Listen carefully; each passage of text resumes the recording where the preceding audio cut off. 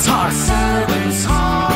Welcome to the podcast. Inspiration, motivation takes. Listen to the podcast. We're all about to talk about life. Our guests will share their life story. We want you to success in life and business. We're ready and we will start shortly.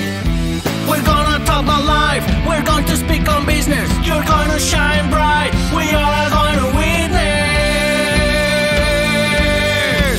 business with a servant's heart. With hosts Steve, Ramon, and Ray. Inspiration, education talks. Listen to the podcast.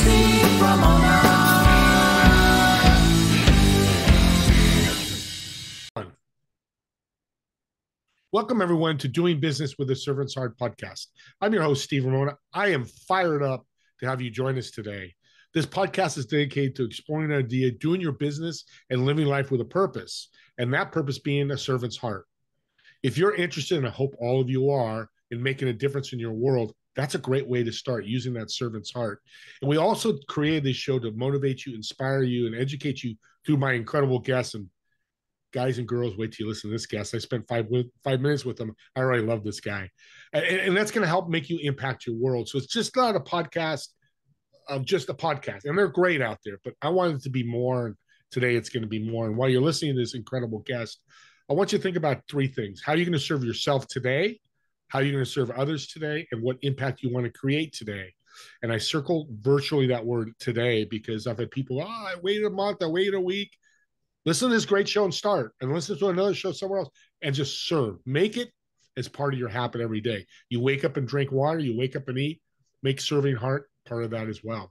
And my episode is sponsored by an incredible partner, Pantheon Alliance. Imagine being part of an exclusive community of high-income, successful business owners and entrepreneurs from very diverse industries.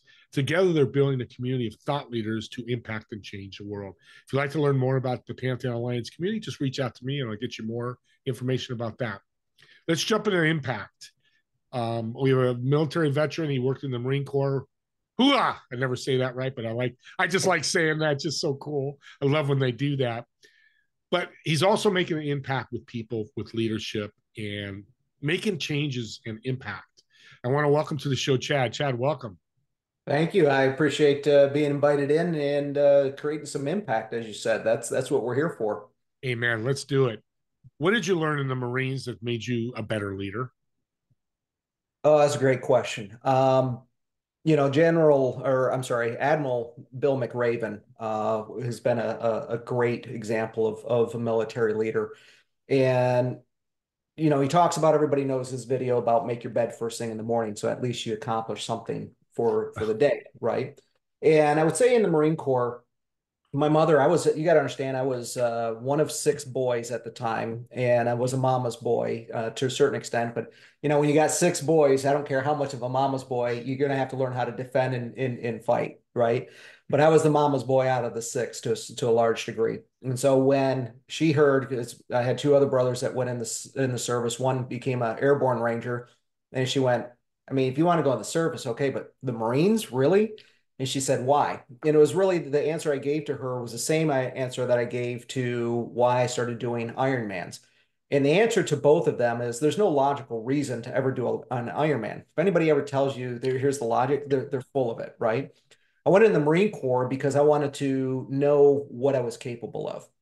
Yes, I wanted to serve my country. Yes, I believe that freedom isn't free and that we have to contribute beyond ourselves to preserve that democracy. But what I wanted to see is, if I was going to go in, Steve, that I took that very seriously, that if I was ever called to the ultimate task of having to go into combat, that I was as trained and prepared, and the guys next to me also. And so I went in saying that I want to go in where the bar is set really high and know that I'm capable of being able to accomplish that. And that's really kind of been my life, is to see what is my breaking point, not because of society standards, not because of ego, but to see what are the gifts that God's given me and how far has he created that ability. And so the Marine Corps represented the ability of really a lot of the values. A lot of people don't realize the Marines were created before the United States existed. So it was the first military branch created for the United States, before the Army, before the Navy. And so it really gave me the ability at the end of it to realize, with that mama's boy, that when the pain begins, our bodies are capable of 20 times more than we think it is, but we have to have the mental fortitude to persevere. To, as Calvin Coolidge, former president, said, is, talent is commonplace, but persistence and consistency are omnipotent. And if we're able to, and hear this in Buddhism, one more step, right? You hear this in all kinds of philosophies, but it was the ability to just put one more step forward in that mental fortitude, that mental health accomplishment, that grit of, you're going to have to kill me if you want me to stop. And that was a big part of what the Marines put into me. I love that, because I tell people all the time when I keynote speak, get better 1% every day. Not 100%, not 95%, 1%, right? Yeah, I mean, the joke is that people don't really think about in that is 1% is the same as 99%. You didn't accomplish the mission.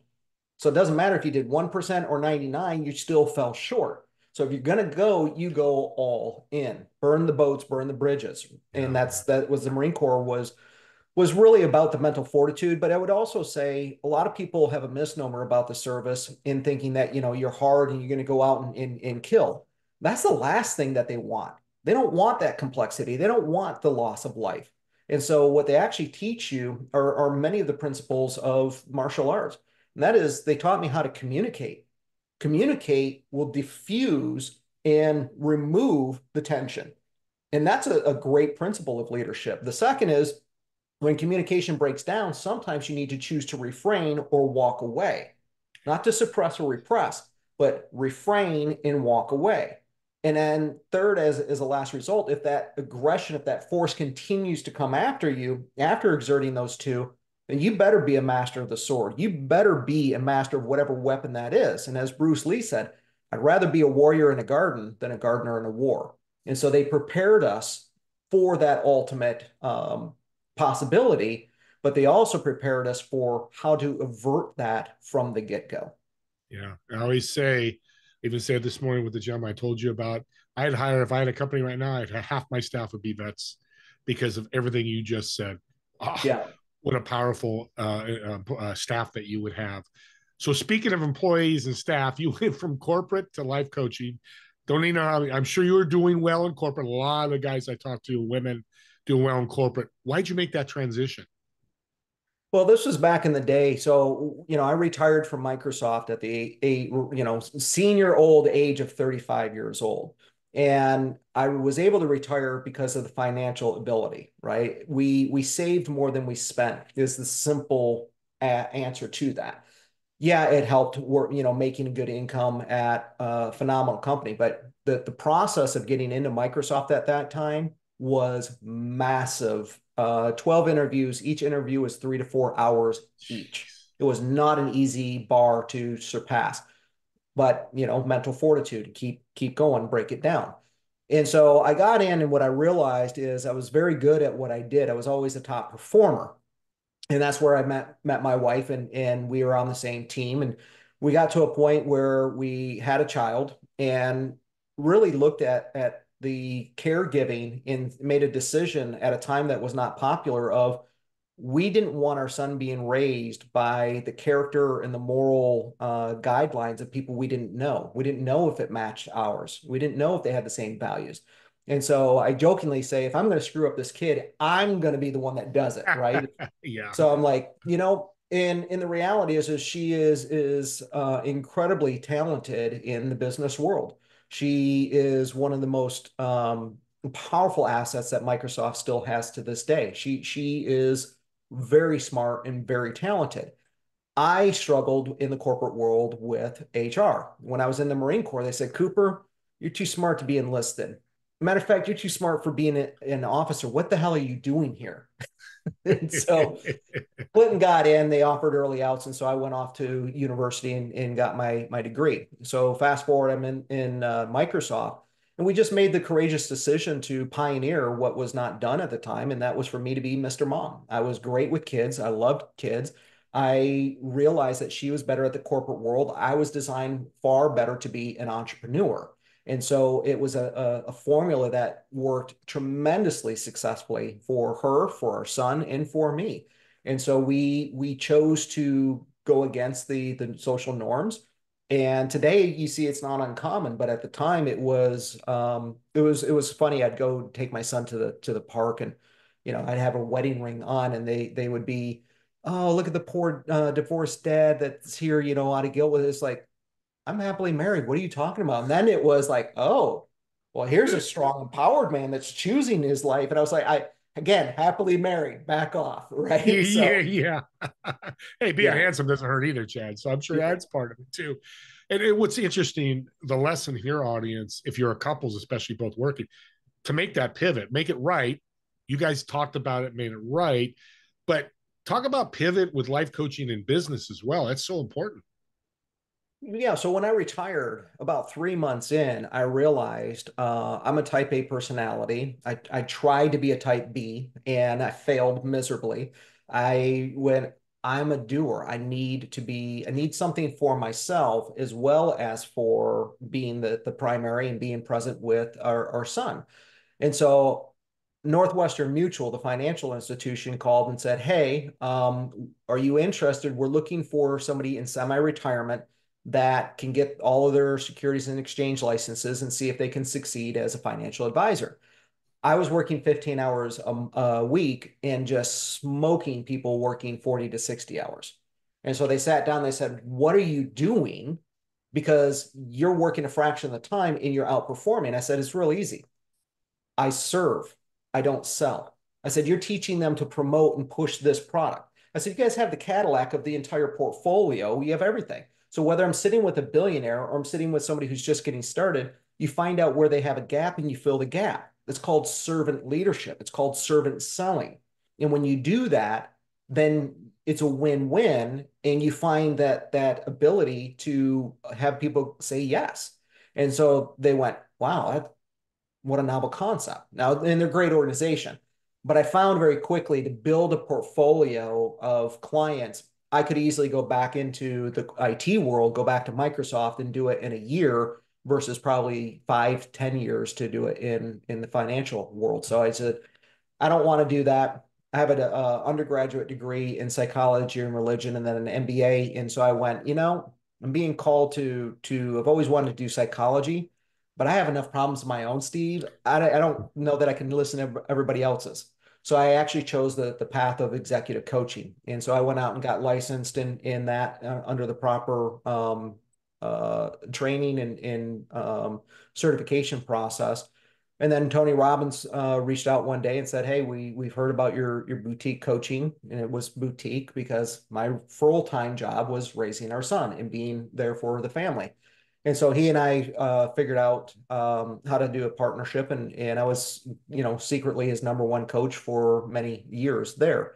I was the guy behind the scenes serving his billionaires, being the guy behind World Series and Stanley Cups and Super Bowls, et cetera, that you never heard about. So, I learned from the military to being an elected official to serving professional athletes and Olympians performing at the highest level and billionaires. There's some common characteristics that all come together. The conversation you just had in those 5 minutes about serving leadership, serving sales, serving before selling, audience, record that and listen to that every morning you wake up. Because I've told you my story, and your audience, my story. Wake up and serve every day. It's not hard to do. It's all a mindset. And I'm going to throw it out there, hire Chad if you can't. He'll teach you how to do it. That is for sure. Yeah, when you look at executives, for example, or Yeah. entrepreneurs, one of the most common characteristics is inevitably the successful ones all contribute beyond themselves. They understand that's part of the formula. That's one of the ingredients. When you are down and depressed, and we all have mental health days, right? There's a big difference between mental illness and mental health. We all have those. And the fastest way to get through those depressed days, those sad days, those difficult days, go serve somebody else, and you quickly realize, oh my gosh, I'm far more blessed. And it gives you a sense of gratitude, and it snaps you out of it way quicker than wallowing in your own crap. And I'll add to that incredible comment: the universe loves it, and stuff will come to you. You'll wake up and go, "How did I just meet with this guy? Like meeting you today, Chad." The universe and God, we're going to talk. God is going to throw people in your path. You don't know how, when, or where, but it just does happen. You've got 4 strategies. What's the name of your book? And let's outline those 4 strategies in the book. They're very powerful. Sure. The book has a funny history to it. The book was originally titled "Time Isn't the Problem, You Are." And the "you are" was removed because it was too in the face of people. But the reality with that is if you can't admit that you're part of the problem, then you can't see that you're also part of the solution, right? In today's world, we're asking, where's the leaders? Where are the leaders going to step up? Step up. You are the leaders that the world's waiting for, right? Where are the police? They're not coming. You are the police. Step up with your values and lead your community, lead your family, lead your company, lead your employees, lead your customers, right? And so the book was really at the age of 19, I was listening to, and this was back in audio cassette version, Steve. Oh, We jeez. remember this, right? Oh, Just yeah. after 8-track. I was listening to Personal Power, not Personal Power 2, but Personal Power by Tony Robbins at 19 years old. And it changed my life because it allowed me to dream. When we think about dreams, dreams are dumb, right? Dreams are criticized, but dreams you can make real. Think about Dr. King, right? One day his children would be judged by their character instead of the color of their skin. We look at JFK. He specifically said, we choose to go to the moon, not because it is easy, but because it is hard. So at 19 years old, I did what was hard, and that was accomplish a 30-day program. People who buy it only typically go 2 days before they quit. So I went through the whole thing, and I was able to design and vision out what I wanted my life to look like. I was able to dream up to the age of 40s when I did it. I said, I want to retire by the age of 40. Well, I retired at 35. So it allowed me to create that map. It allowed me to be able to dream in absurd ways and break outside of the standards of society. If we look at society standards as a low bar. And so the book was really about how did I do that? Because when I got to 40 years old, I went, oh crap, I've arrived. I've got a good, hopefully 40, 50 years in front of me. This can't be all there is. So I sat down and said, I need to reverse engineer what I just did. And so that was really the point of the book, was selfishly for me to be able to reverse engineer and figure out how did I make time work for me rather than being a slave to time. Yeah. Unfortunately, people taking action, especially in leadership. I had a guest on that said a couple of weeks ago, there are 166 billion spent on leadership and only 20% take action. There's 80% of you out there that are spending thousands of dollars a year or even on coaching from Chad and not taking action. Isn't action one of the bigger things when you want to be a leader and lifestyle? We don't think of this as a leader traditionally, but maybe a spiritual guide or somebody of a guru status. But the Dalai Lama said it's unrealistic to think that prayer alone will change the world. What the world needs is prayer and action. Wow. Thank you, Dalai Lama, for backing me up. That's a big backup on that. Well, that's powerful because, yeah, I mean, we know people that, my wife is sick. I'm going to pray for her and hope she becomes healthy. Well, you just don't pray. There's actions. You support her. You feel, you do the things you need to take action. Yeah. What's a challenge for people that want to build their leadership? I will tell you, as an elected official, as somebody who watched some of the leaders in the Marine Corps, and the Marine Corps was a deeply profound learning experience. It wasn't always fun by any means. But I would say, looking at the example of some of the leaders that have been in my life in the corporate world, the single biggest factor that is missing in our leaders today, when you look at a real leader, the thing that separates them is one critical ingredient, and that's courage. Mm. You look at leaders that take action, it begins with the characteristic of courage. Now, if you look at David Hawkins, has what's called a map of consciousness. The scale of consciousness goes from 0 to 1,000. Okay, and in that, at 200, So I sat back and I thought about this, and then I came across Hawkins that confirmed it. And I was like, what's the rarest quality in leadership today? And I went, it's courage. That was the thing that got me through making difficult choices and then taking action. But to the point about taking action, courage by itself does not care whether you take action or you take your foot off the gas. It's the only energy on that scale that is bi-directional. Because if you have courage but you don't take action, you're going to fall back into pride or anger or envy and all of these other things and become a victim, right? But when you do have the courage to then take action, then you can be inspired, then you can see the possibility, then you can actually start making the map to make the navigation possible. And so courage with action is probably the biggest distinction in a real leader. Again, General or Admiral Bill McRaven, General Patton, controversial, military leader. And then, of course, Norman Schwarzkopf was one of those that had courage. And I would say the second in a leader is the ability to come alongside others, not over top. So when you look at really impactful and powerful leaders, and Jesus was the one that actually showed me that I was on a mission trip a couple years ago, and our foundation is faith-based, and we had a missionary that had been leading other teams for 25 years. And he's like, I'm just so grateful I can not have to lead a team. I can just participate. And I say, yeah, and trust me, I understand. I've been doing it for almost 20 years. Yeah. He says, but I got to ask, you've got Jews, you have atheists, and you have Christians. I've never seen a faith-based organization just accept anyone. Where did you come up with that concept? Because it works. I said, oh, I learned that from a guy years ago. Set the hook, right? He goes, really? Who? I said, Jesus. Amen. I said, I just follow the mentors that have laid the path before me.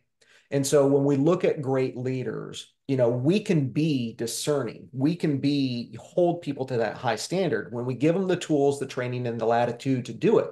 And when they fail, we hold them accountable. But we can do that without having to be a jerk. We can do that by coming alongside, not over top of them as a dictator. And when we look at our leadership today, what do we see? There's not a whole lot coming alongside. And those that are is this false wolf in sheep clothing that has absolutely no action behind it. Because they're coming alongside, but they lack the courage to be able to say, no, I understand this is what you want. And the answer is no. So the third piece I would say in that is that we jump to judgment today. We had the whole cancel culture and all that. But if we actually cease judgment and we first seek to understand, at the end of that understanding, we can repeat back. A great leader says, this is what I heard. Is that correct? They seek understanding. Yes, that's correct. Then we can say, I understand, and I don't necessarily always agree. And that can be a good thing. That can be an okay thing, but we don't have to villainize somebody for not agreeing, right? Differences actually strengthen us. But the ability for a leader to say, I understand, and no, I can't support it is a rare quality. To look somebody in the eye and tell them, no, I won't vote that way, and here's why. And that's actually how I was voted in my second term, was because a constituent said, look, I don't always agree, but you actually listened and you would tell me when it was no, and you didn't hide behind, well, let me get back to you. You told me straight up, and I didn't always like it, but I respected you. Audience, you want to make $1 million? The last 4 words he said, the key word was listen. If you can learn to listen and take action, which you said and all that, it's a game changer. That's why people are very wealthy, because they listened and they took action, they understood. We're coming to the end here, but I want to ask, with courage is being uncomfortable. Talk about that, because I'm feeling that when you're talking about this. Yeah, that's actually one of the principles in my book, Time Isn't the Problem. And what I learned in the military, what I learned growing up, but it was reinforced in the military, is we need to learn to get comfortable being uncomfortable. And it's a real epidemic problem in our society today. Today we're entitled. Today we have gluttony. The industrial age brought around comfort and medication and safety and a lot of things that we rely on, but it also brought about a lack of purposeful existence. It brought around laziness. And so to your point in that is we need to learn. Like, look, Steve, somebody said, okay, we're going to the gym and you haven't been in 10 years, right? You don't go in and start lifting 400 pounds. You're never going to come back, right? So for us to be willing to get uncomfortable, rather than pushing the boulder, we start with a pebble. And when we say a little bit uncomfortable, a little bit uncomfortable, a little bit uncomfortable, a little bit uncomfortable, it grows our comfort zone. And that's the trick that people don't understand. What people do is they do a bunch of it, like weight loss, and then they contract because it was too much too fast, right? So we need to have the ability to be persistent and consistent. So we can go and say, oh, I'm going to go lift 400 pounds in one thing.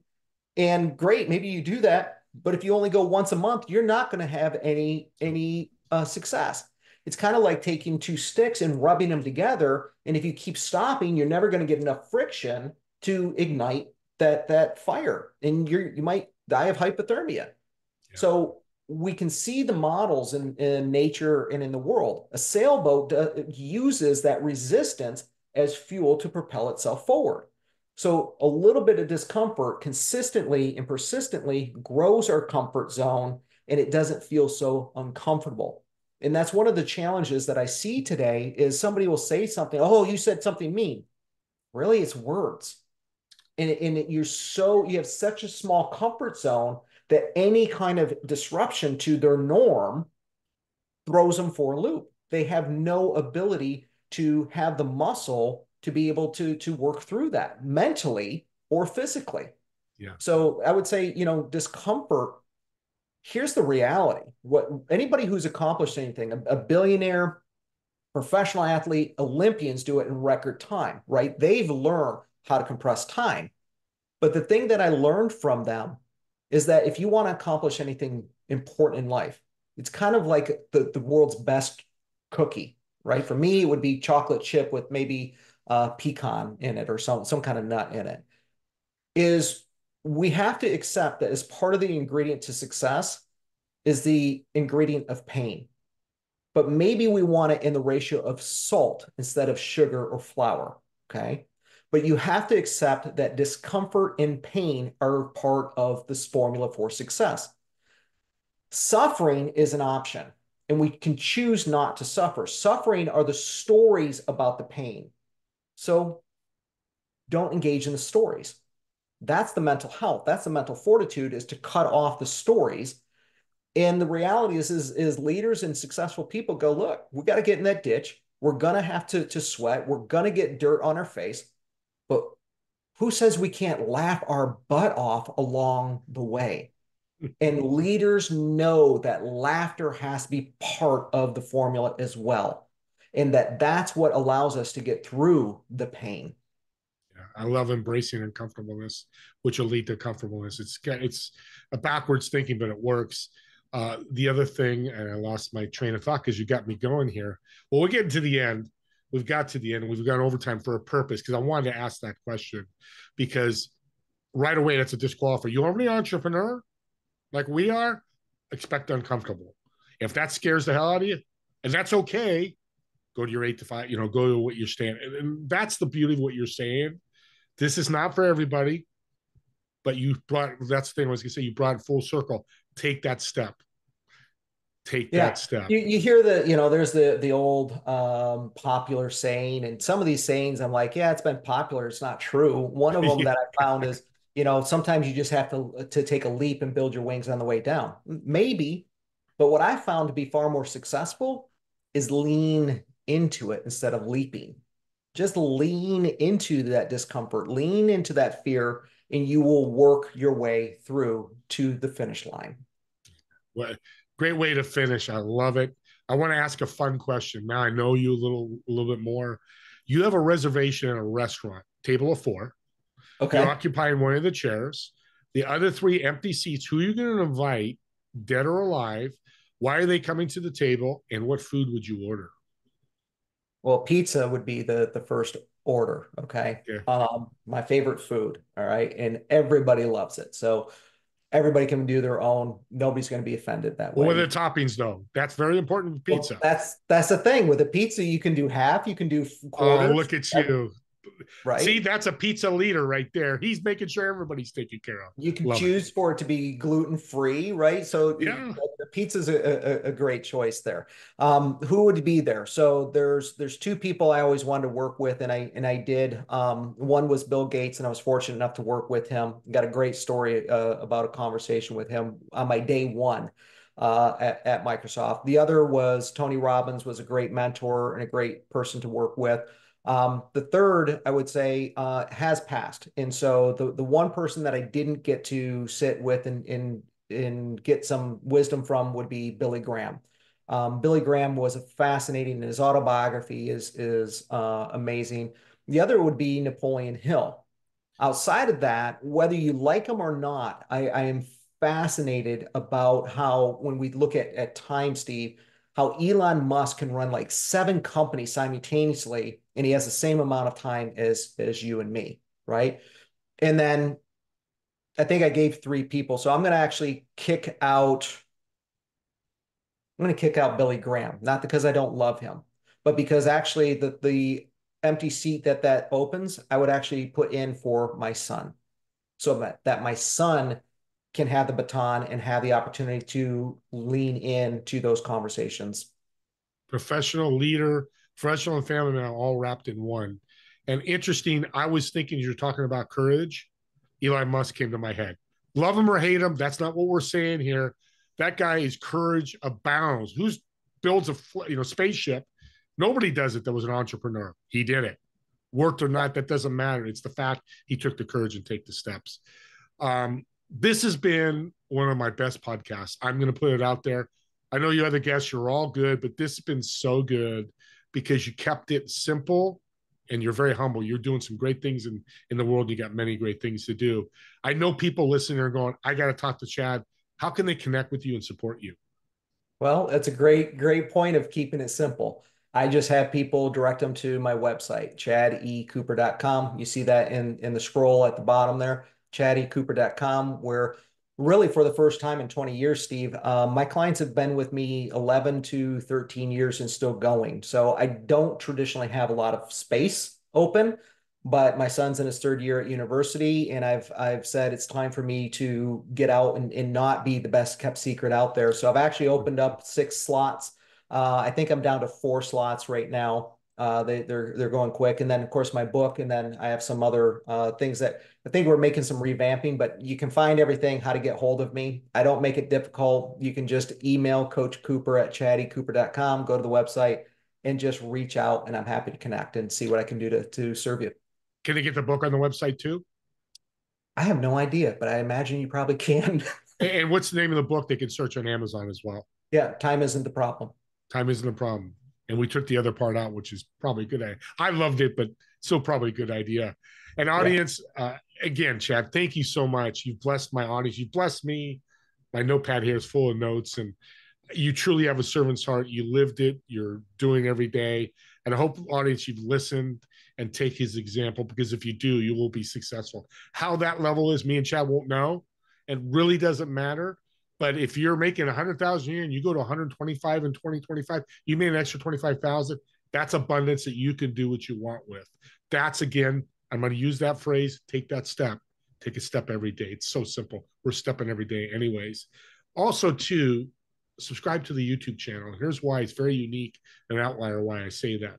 You have access to Chad anytime. Instead of searching on Google, you can go right to the channel, find it. But the more important thing to me is, as you're listening to this, you have a friend or family member and it's got a company or has something or has a question about leadership or something that he said, you just pass over the podcast. They can watch and learn all about Chad that way. I think people miss the point with this. It's a great way to share people and what they do and what they're passionate about. And as always, comment on the YouTube channel, critique this podcast. For me and Chad, it's all about you, the audience. One person gets educated, motivated, inspired. We're super pumped. That's what service is, what we do. It's not about money or anything else. It's about making that impact. And the other thing is, Me and Chad want to thank you all so much for watching or listening to this podcast. And we'll see you all in the next episode of Doing Business with a Servant's Heart. Have a great day, everyone.